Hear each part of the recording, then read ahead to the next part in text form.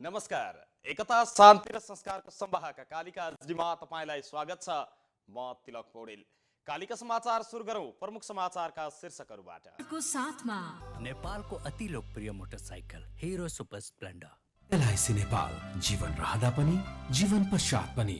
शक्तिशाली active built in one, अझ बढी फिज, अझ बढी सफाई। लाइफ बोय भाइरस फाइटर, यसले भाइरससँग लड्छ र तपाईलाई सुरक्षा गर्छ। संसारकै नम्बर 1 सेलिङ जम्प प्रोटेक्सन सोप ब्रान्ड।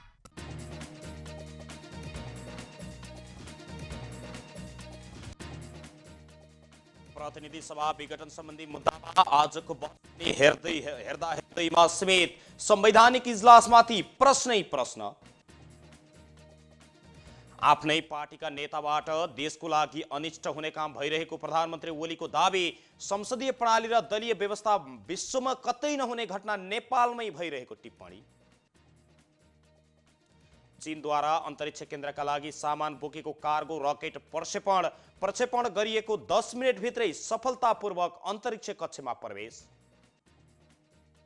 र विश्वकप तथा एसिया कप छनौटका बाँकी खेल खेल्न नेपाली फुटबल टोली आज कुवेत पुग्दै।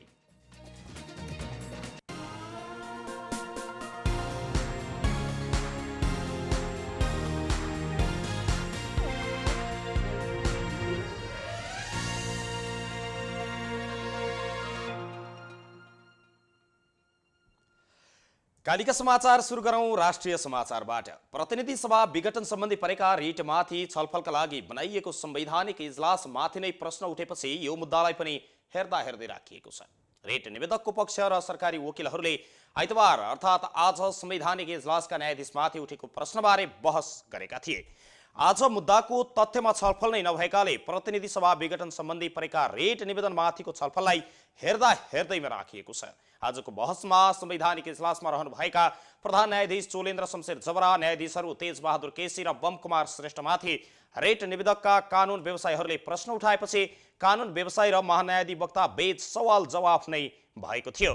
न्यायाधीश श्रेष्ठले नेकपा विभाजन सम्बन्धी मुद्दा हेरेको र त्यस सम्बन्धीको फैसलाले अहिलेको अवस्था सिर्जना भएकाले उहाँलाई इजलासमा नराख्न रेट निवेदकका पक्षका कानुन व्यवसायीले माग गरेका थिए। तर महान्यायाधिवक्ता रमेश बडालले अहिले नेकपा नभई प्रधानमन्त्री विपक्षी भएकाले श्रेष्ठले हेर्न मिल्ने भनेपछि दुवै पक्षबीच केही समय विवाद समेत भएको थियो। महान्यायाधिवक्ता बडालले रिट निवेदकको तर्फबाट अदालतलाई दबाब दिन खोजिएको समेत आरोप लगाउनु भएको थियो।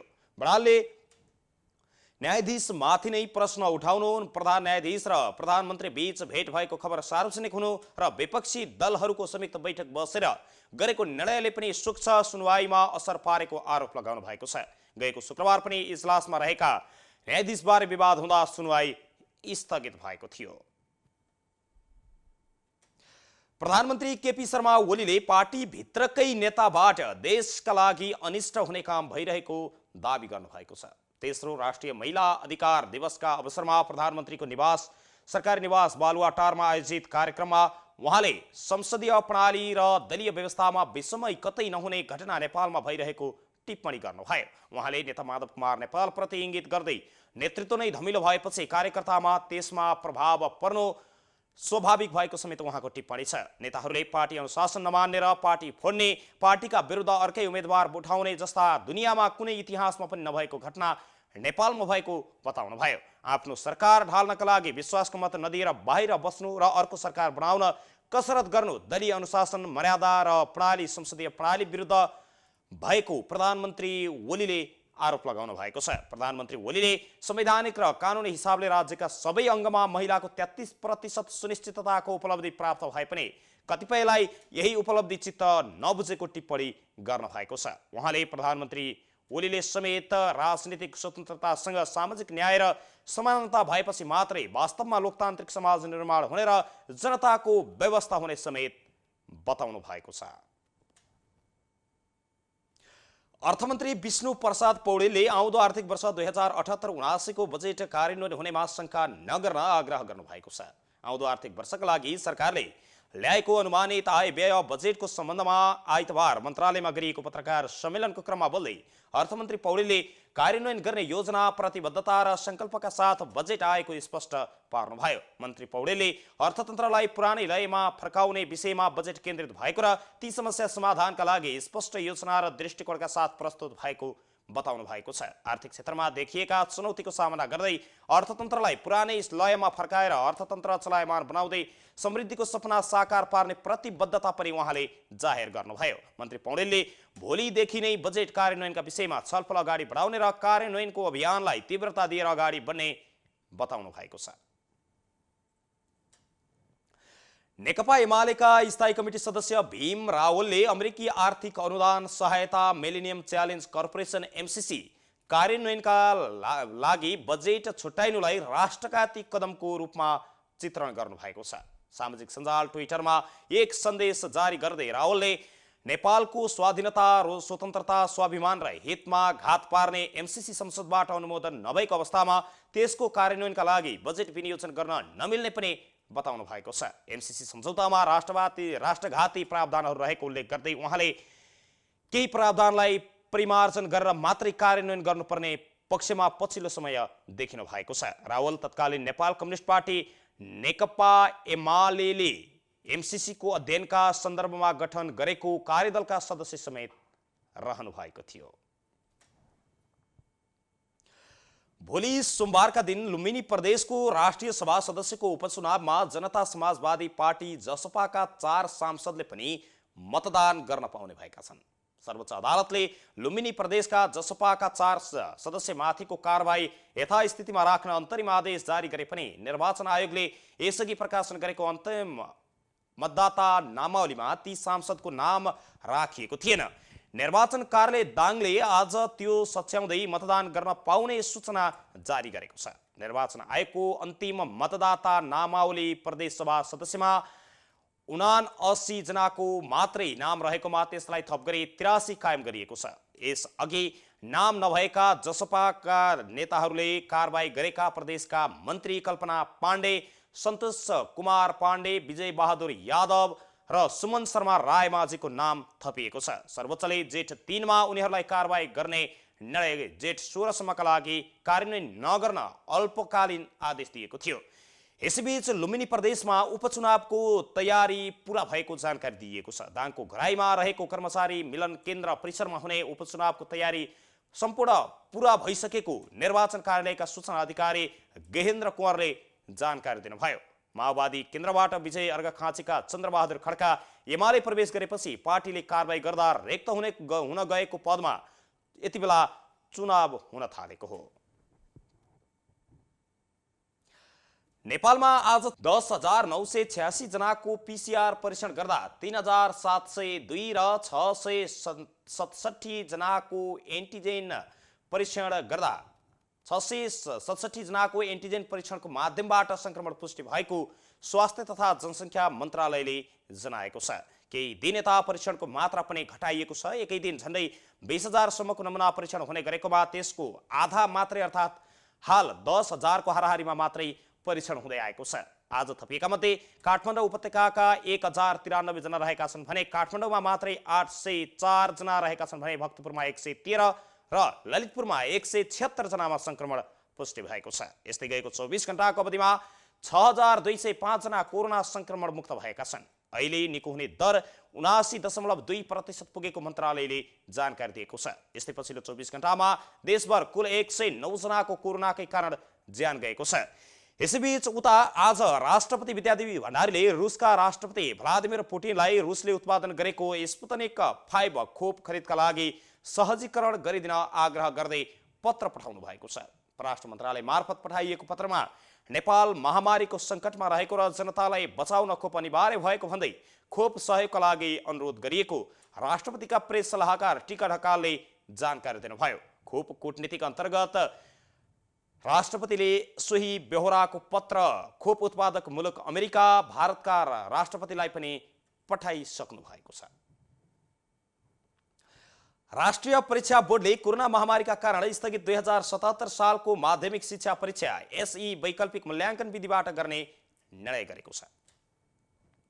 अब आज बोर्डको बैठक बसेर एसई परीक्षा वैकल्पिक मूल्याङ्कन विधिबाट गर्ने निर्णय गरेको अध्यक्ष चन्द्रमणि पौडेलले जानकारी दिनुभएको छ। शिक्षा तथा मानव स्रोत विकास केन्द्रका महानिर्देशक वैकुण्ठ प्रसाद अर्यालको अध्यक्षतामा गठित कार्यदलले गत बिहिबार जेठ 14 गते बोर्डलाई 12 कक्षा र एसई परीक्षाको विकल्प सहितको प्रतिवेदन पेश गरेको थियो। सो प्रतिवेदनका आधारमा बोर्डले शुक्रबारदेखि नै परीक्षाको मोडालिटीका विषयमा छलफल समेत अगाडि बढाएको पौडेलले जानकारी दिनुभएको छ। एकता शान्ति र संस्कारको संवाहक कालिका एसडीमा अहिले प्रसारित कालिका समाचारमा पालो भएको छ विज्ञापनको। तर त्यसभन्दा अगाडि अहिले प्रसारित प्रमुख समाचारका शीर्षकहरू समाचारको साथमा नेपालको अति लोकप्रिय motorcycle hero super Splendor. LIC Nepal, जीवन रहँदा पनि जीवन पश्चात पनि। शक्तिशाली एक्टिभ हिल 1 अझ बढी फिज अझ बढी सफाई। लाइफ बोय भाइरस फाइटर, यसले भाइरससँग लड्छ र तपाईलाई सुरक्षा गर्छ। संसारकै नम्बर 1 सेलिङ जम्प प्रोटेक्सन सोप ब्रान्ड।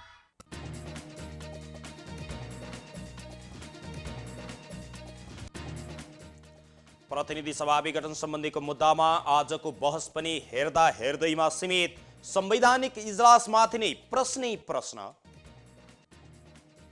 आफ्नै पार्टीका नेताबाट देशका लागि अनिष्ट हुने काम भइरहेको प्रधानमन्त्री ओलीको दावी। संसदीय प्रणाली र दलीय व्यवस्थामा विश्वमै कतै नहुने घटना नेपालमै भइरहेको टिप्पणी। चीनद्वारा अन्तरिक्ष केन्द्रका लागि सामान बोकेको कार्गो रकेट प्रक्षेपण गरिएको 10 मिनेटमै सफलतापूर्वक अन्तरिक्ष कक्षमा प्रवेश। र विश्वकप र एसिया कप छनौटका बाँकी खेल खेल्न नेपाली फुटबल टोली आज कुवेत जाँदै।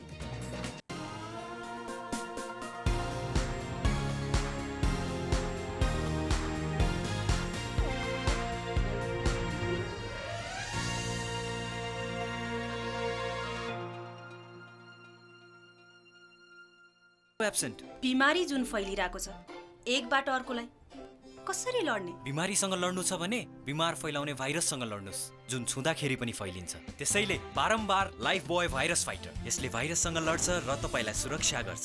संसारकै नम्बर 1 सेलिङ जम्प प्रोटेक्सन सोप ब्रान्ड। तपाईको आफ्नै व्हील अब भएको छ एक्टिभ व्हील 2 in 1। नीलो र सुन्तला रङको चम्किलो दानायुक्त एक्टिभ व्हील 2 in 1 ले दिन्छ अझ बढी फिज र अझ बढी सफाई। शक्तिशाली एक्टिभ व्हील 2 in 1 अझ बढी फिज अझ बढी सफाई।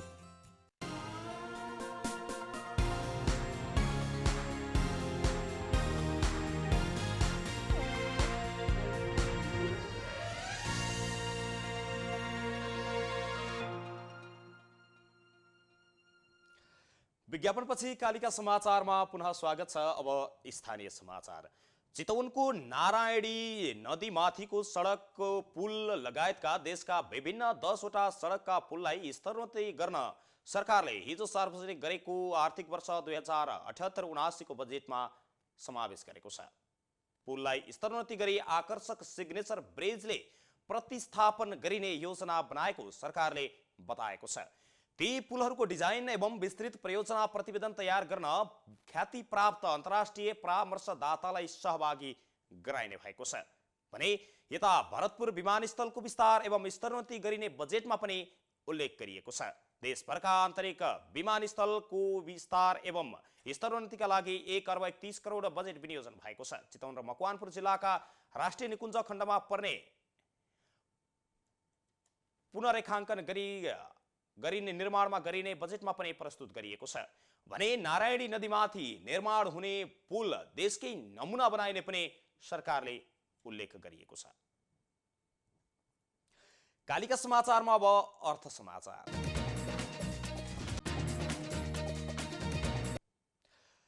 नेपाल सरकारले पर्सिदेखि नियमित उडान गर्नलाई केही देशहरू तोकेको छ। कतार सहित चीन र टर्कीका लागि नियमित उडान सञ्चालन गर्ने तयारी गरेको हो।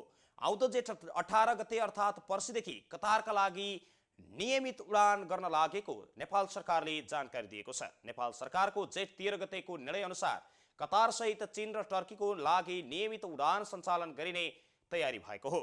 नेपाली श्रमिकका लागि कतार वैदेशिक रोजगारीको प्रमुख गन्तव्य हो। यो सँगै वैदेशिक रोजगारीका लागि कतार जान रोकिएका नेपाली श्रमिकले सहजै कतार जान पाउने भएका छन्। यस्तै कतारबाट फर्किन नपाएका नेपालीहरू पनि केही स्वास्थ्य मापदण्डका साथ सहजै स्वदेश फर्किन सक्नेछन्।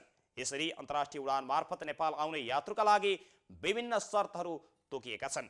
संस्कृति पर्यटन तथा नागरिक उड्डयन मन्त्री भानुभक्त ढकालका अनुसार दुवै खोप लगाएको र कोरोना परीक्षणमा नेगेटिभ रिपोर्ट लिएर आएकाहरूलाई 10 दिन होम क्वारेन्टिनमा बस्ने शर्तमा आफ्नो घर जान दिइनेछ। यस्तै नेपालबाट कतार जानेका लागि अनिवार्य क्वारेन्टिनको प्रावधान गरिएको छ।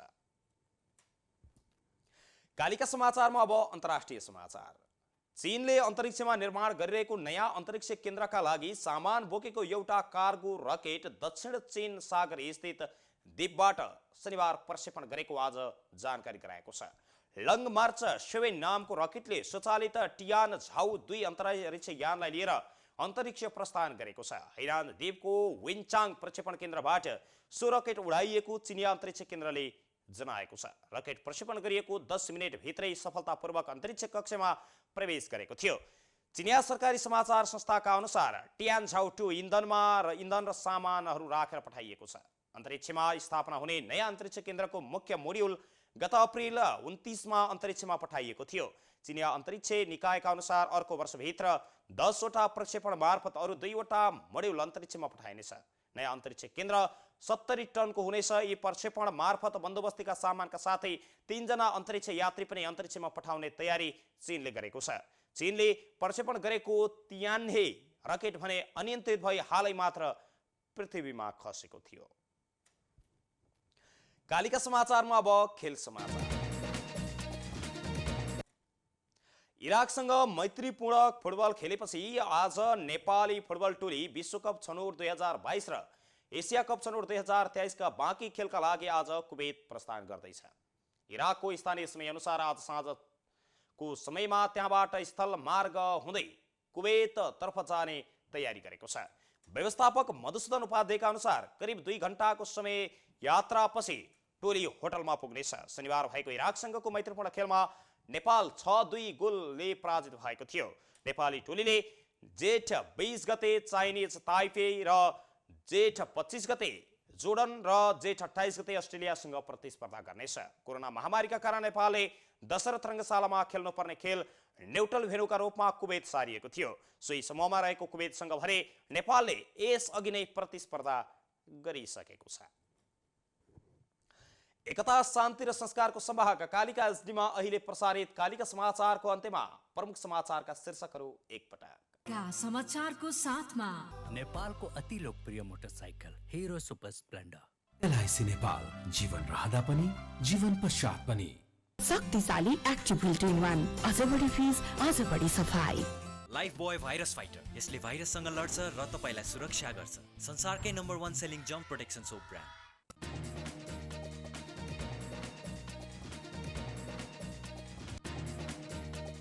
प्रतिनिधि सभा विघटन सम्बन्धीको मुद्दामा आजको बहस पनि हेर्दा हेर्दैमा सीमित।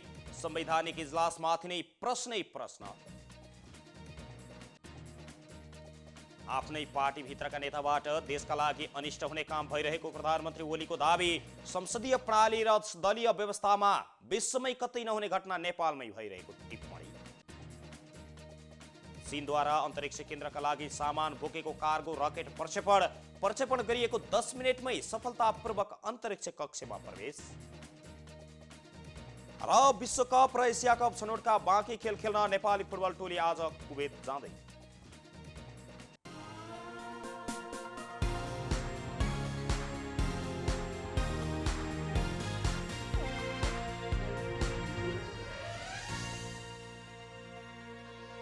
यो सँगै एकता शान्ति र संस्कारको संवाहक कालिका एसडीमा अहिले प्रसारित कालिका समाचार यति नै।